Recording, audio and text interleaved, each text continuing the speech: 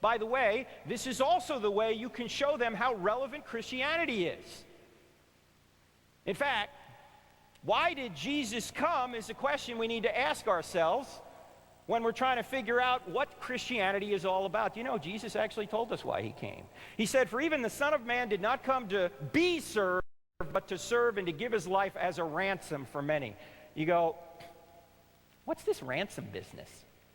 I don't need a ransom to have somebody to pay God off for me. Nobody needs to pay God a ransom to get me off the hook. I'm a pretty good person. I can make it to God on my own. You know why we think that? Because we have a relative moral standard in our mind, from the moral giant Mother Teresa down to the moral midget Hitler. And next to Hitler, we put criminals. We know they're not quite as bad as Hitler, but they're bad. And then next to criminals, we put all the immoral people we all know. You know, our immoral friends and relatives who aren't quite as good as we are, because our picture's right here next to Mother Teresa. And then if we believe in heaven and hell at all, we arbitrarily draw a line in the sand and we say, these are the bad people, they're going to hell, and we're the good people, we're going to heaven. That's what we think. But that's not the way the moral universe really works. The line doesn't run up and down. We shouldn't be comparing ourselves to one another. Paul even says that in 2 Corinthians 10. It's unwise for you to do that. Oh, sure, you could be better than your neighbor, but you're still a sinner, not a mistaker.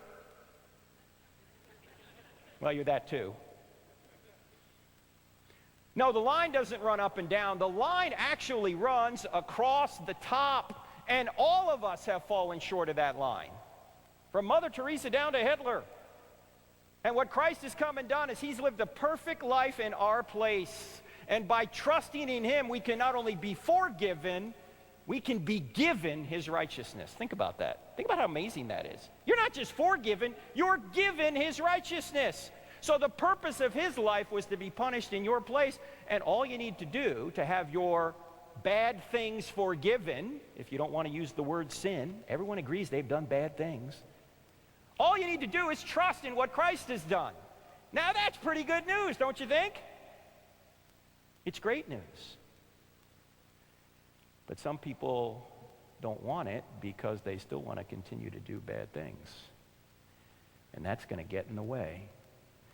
But morality, I think, is the easiest way to show that God exists and that Christianity is the only solution to the problem. In fact, think about this. If you ask anybody, I don't care what their worldview is, if you ask anybody this question, what's wrong with the world, nobody's going to say nothing. Right? Everybody's going to realize we've got problems. Well, what's the ultimate solution? Not looking inside ourselves. The compass doesn't point to us. There's something outside of us. And that something is God's nature.